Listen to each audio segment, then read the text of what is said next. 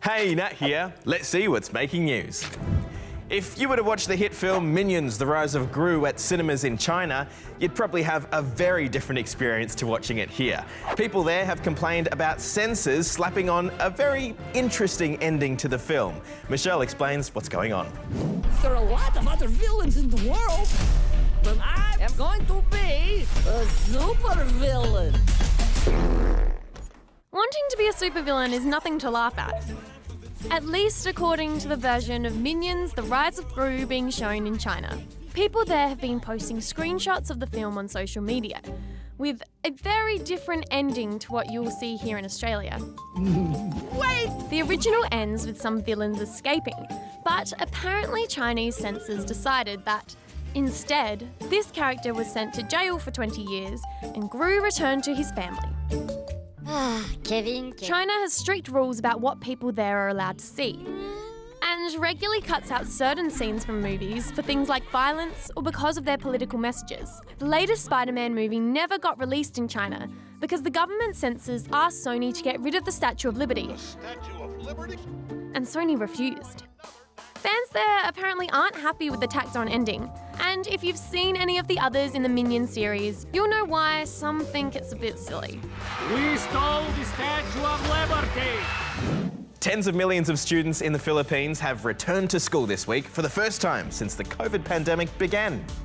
About half of schools have now returned to full-time face-to-face learning. But people here are really worried about COVID, with students having to wear masks and follow strict protocols, including regular temperature checks. It's not the only problem the Philippines is facing. Schools in the country's north have been damaged by earthquakes, and there are classroom shortages, which have forced schools to split classes across different shifts.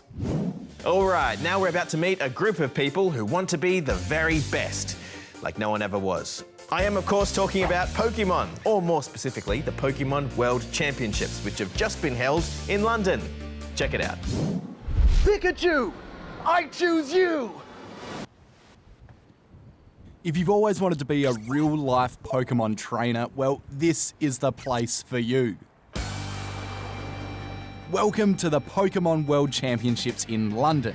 And let's just say this is kind of a big deal. There's a lot of glory in this game, right? If you win, I'd be basically a celebrity in this world for the rest of my life, right? Instead of real-life battles, these guys take each other on in the Pokémon Trading Card Game, which the players say can be as complex and challenging as chess.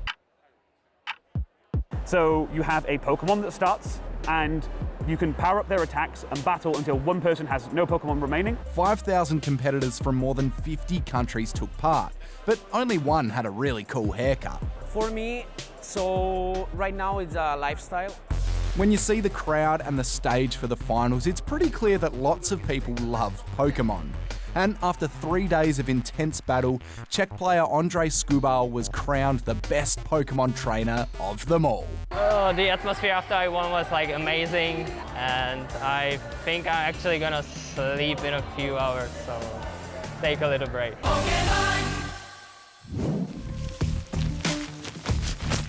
Now it's time to turn on the waterworks.